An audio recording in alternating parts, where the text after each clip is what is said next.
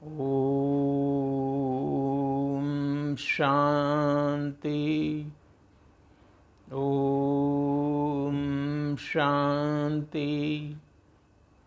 ओम शांति।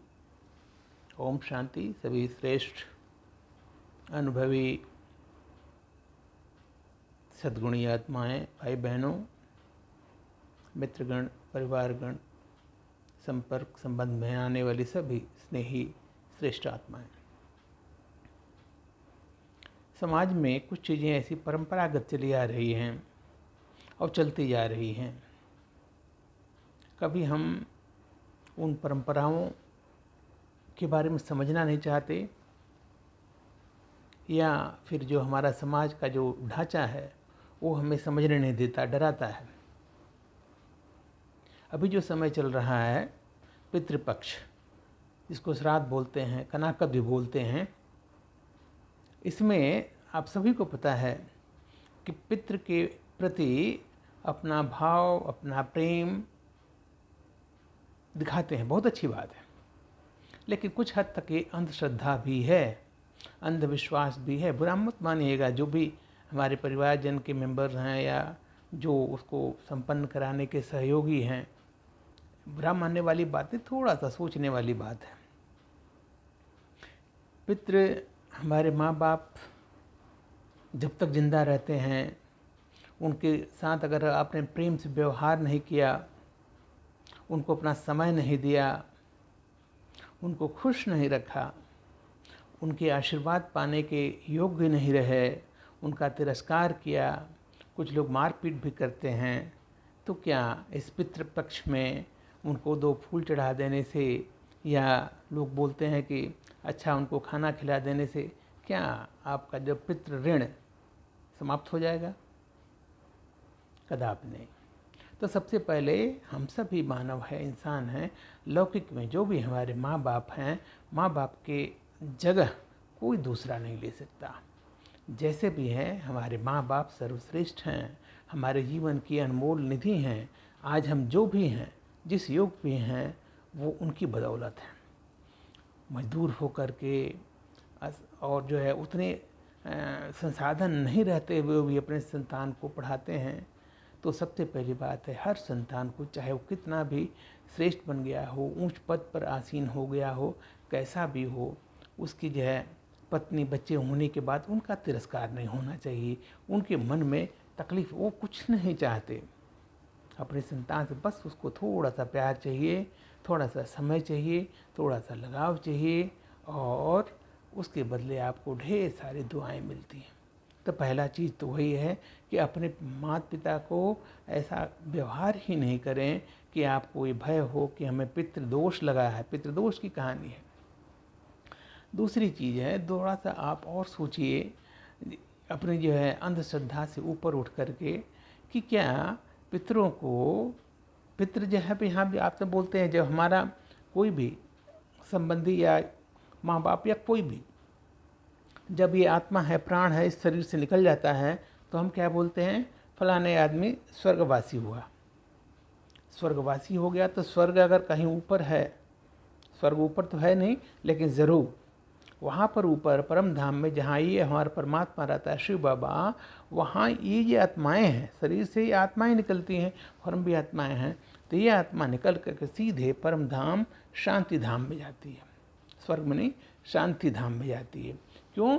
वो जो है शांति, जो इस आत्मा का परम अधिकार है। वहाँ पे कोई वाणी नहीं, कोई आवाज़ नहीं, कोई शरीर नहीं, तो कोई कुछ भी नहीं है, शांति। इसलिए बोलते हैं लोग मरने के बाद कि आत्मा उनको शांति बख्शें, शांति धाम। ये सब उसी की एक परंपरा है। तो निकलने के बाद आत्मा सीधे परम धाम में जाती है, और हम बोलते हैं वो स्वर्गवासी हुआ। इसका मतलब दूसरी तरफ से ये हो गया कि अभी तक, अभी अगर स्वर्गवासी हुआ मिला, अब तक वो नरक में था। तो जब नरक में था, वो स्वर्गवासी हो गया, तो वापस उसको जो है नरक में क्यों बुलाते हैं? पितृपक्ष या कोई भी पक्ष है, नंबर 1, आत्मा वहाँ है। आत्मा वहाँ होने के बाद जैसा उसका पाठ है, उसने कोई दूसरा शरीर धारण कर लिया, उस आत्मा को कैसे बुलाएंगे बताइए? ये तो अंधश्रद्धा है।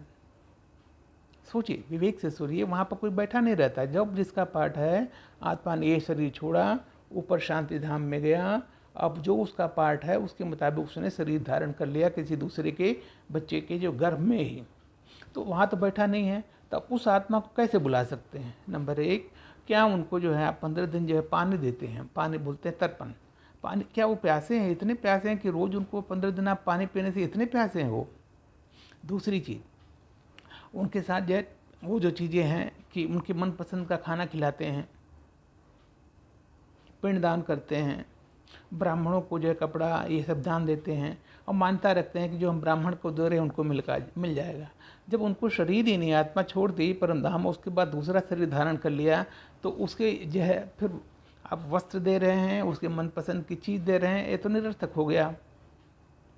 सोचिए, श्रद्धा बहुत अच्छी चीज़ है, हमारे माँ बाप हैं उठे, लेकिन सबसे पहले है उनका आशीर्वाद अगर आपको चाहिए तो उनको जीते जी खुश रखिए, उनको जीते जी समय दीजिए, उनको जीते जी ये महसूस कराइए कि हम उनके बेटे हैं, सपूत बेटे हैं, उनके हर सुख दुख में उनके साथी हैं। मरने के बाद आप 56 भोग खिला दो, पूरा भंडारा कर दो, उनको कुछ नहीं मिलने वाला, न ही आपका पितृदोष कम होगा, उतरेगा। इसलिए जरा सा इस जो परंपरा को से हट करके जरा असलियत में देखें, विश्वास करें, क्योंकि इसी भ्रम में रहते हैं हमने पितृपक्ष कर दिया, हमें पितरों का आशीर्वाद मिल गया। पितरों का आशीर्वाद सिर्फ आपको, क्यों प्यासे नहीं हो, 15 दिन तक आप रोज़ उनको जल पिलाते हो, मनपसंद खाना खिलाते हो, उसके बाद जो है ना ब्राह्मण को जो है दान दक्षिणा देते, ये तो परंपरागत चली आ रही। पहले के ज़माने में थोड़ा सा लोग भोले थे, पढ़े लिखे कम थे, तो ये सब चीज़ें धर्म में डाल दी गई हैं। और आज के समय में जब ज़माना आगे निकल गया है, सब कुछ समझता है, आस्था बहुत अच्छी होनी चाहिए। जैसे कोई भी है अपने मन में जो है अपने पितृ को रखिए, लेकिन ये जो भौतिक क्रियाएं करने से उनको कुछ नहीं मिलने वाला। अगर आप ऐसा विश्वास करते हैं कि मैं जो कर रहा हूँ उनको मिल जाए, नहीं मिलेगा।